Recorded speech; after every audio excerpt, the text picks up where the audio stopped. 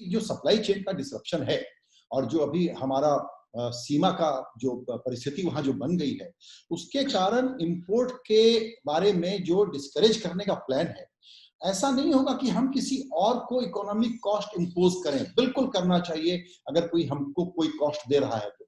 लेकिन अभी समस्या ये है कि जिस प्रकार का इंपोर्ट और एक्सपोर्ट का हमारा हाल है, उसमें ये कॉस्ट हम पर इंपोज हो रहा है।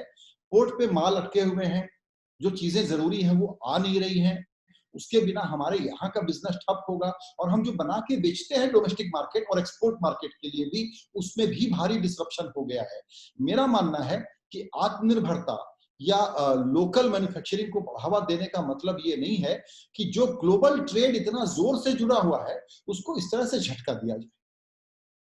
देखिए, पहली बात तो ऐसे है कि विदेशों से जो इंपोर्ट होता है उसको कम करना चाहिए और कम करने की कोशिश करनी चाहिए।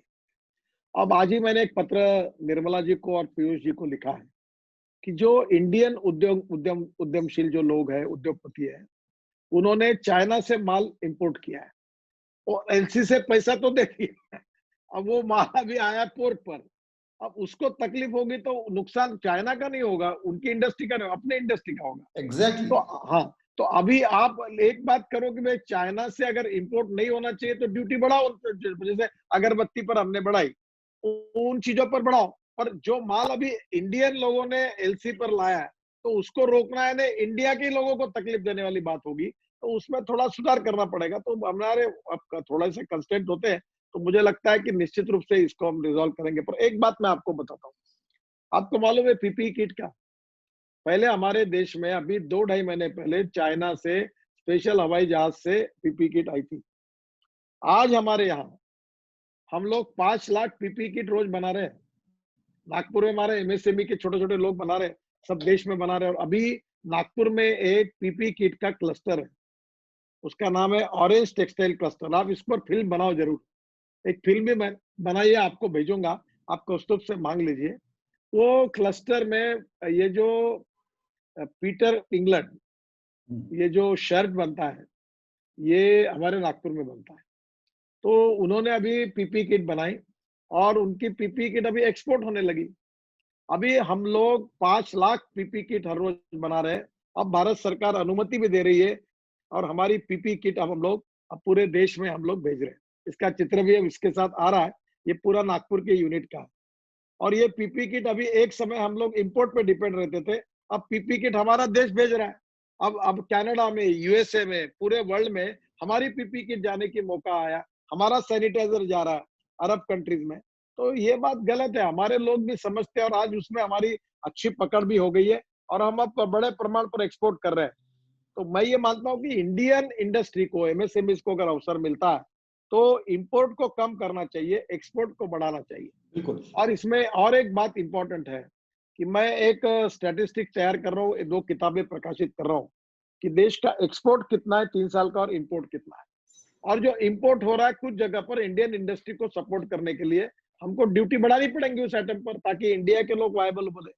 तो निश्चित रूप से अब इसका सीरियसली ध्यान पीयूष जी और निर्मला जी दोनों कर रही है और इसके कारण निश्चित रूप से हमारे देश में इंपोर्ट को हम डिस्करेज करेंगे, एक्सपोर्ट को इनकरेज करेंगे और निश्चित रूप से एक्सपोर्ट को बढ़ाते जाकर हमारी इकोनॉमी को स्ट्रांग बनाएंगे। यही हमारी भूमिका है और इससे एक्सपोर्ट बढ़ने से नए रोजगार निर्माण होंगे, हमारे जीडीपी में ग्रोथ में एडिशन होगा और निश्चित रूप में देश का उसका फायदा होगा। बिल्कुल सर, आपने बहुत इंपॉर्टेंट बात बताई है कि जो जरूरी चीजें हैं उनके इंपोर्ट को डिसरप्ट नहीं करना चाहिए।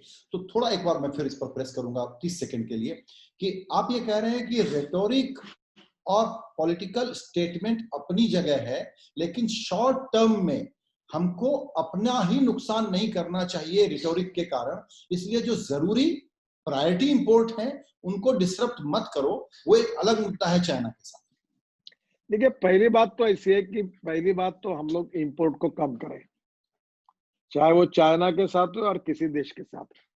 और हमारी इंपोर्ट एक्सपोर्ट पॉलिसी में हमारे देश के लोगों को प्रोत्साहित कैसे करें ये हमें सोचना चाहिए। दूसरी बात, आज की जो विशेष स्थिति है वो आने के पहले ही हमारे देश के लोगों ने कुछ अपनी एलसी देकर चाइना से अगर कुछ माल लिया तो वो आने के लिए 15, 20, 25 दिन लगते हैं। तो ये तो 1-1 महीना पहले बुक किया हुआ माल था। अब वो इंडियन पोर्ट पर आ रहा है, वो चाइनीज गुड है। तो आज अगर उसको उसमें देने में अगर उनको मिलने में अड़चन हो जाएगी, क्योंकि हम कहेंगे ये चाइना गुड है, इसको वापस भेज दो, तो ये नुकसान चाइना का या चाइना के उद्योगों का नहीं होगा। ये जो माल जो है वो हमारे लोगों ने जो एलसी देकर लाया, उनने पैसा तो दे दिया है, तो नुकसान हमारे लोगों का होगा। तो इसके बाद में अगर हम कोई इंपोर्ट करने वाले उनके ऊपर रिस्ट्रिक्शन डाल सकते हैं, उनके ऊपर हम लोग ड्यूटी बढ़ा उसके ऊपर दें, ड्यूटी बढ़ा सकते हैं। पर अभी जो दूसरे माल आ देशों रहा से है ले आए। उसके बारे में अगर हम कोई कड़ाई अपनाएंगे तो नुकसान भारतीय उद्योगों का होगा। ये बात को लेते हुए कुछ कंफ्यूजन अगर है तो मैंने आज पीयूष जी को और निर्मला जी को इसके बारे में आज ही पत्र लिखा है कि इसको वेरीफाई करके उचित निर्णय करें। नहीं, बिल्कुल, ब्लूमबर्ग क्विंट पर आपने आज की इस एमएसएमई डे की चर्चा में एक बहुत इंपॉर्टेंट न्यूज़ ब्रेक हमको दिया है कि आपने चिट्ठी लिखी है वित्त मंत्री को और वाणिज्य मंत्री को। ये बड़ा प्रैक्टिकल अप्रोच है आपका और ये बिल्कुल सही सही अप्रोच है। गडकरी जी, हमेशा की तरह से आपने हमारे लिए वक़्त निकाला, आपका बहुत शुक्रिया। और हम पक्के तौर पर जानते हैं कि इस चर्चा से एमएसएमई के जो हमारे प्लेयर हैं, जो बहुत चुनौती का वक़्त अपने सामने फेस कर रहे हैं, उनमें उनको क्लैरिटी भी मिलेगी और आपसे हौसला भी मिलेगा कि सरकार दरअसल बहुत ही प्रोएक्टिव अप्रोच से रिस्पॉन्सिव है और उनकी समस्याओं को एड्रेस करने के लिए आंख और कान खुले रख करके सुनने के लिए तैयार है, जो आप हमेशा आमंत्रित करते रहते हैं। गडकरी साहब, आपको फिर से एक बार बहुत थैंक यू, नमस्कार।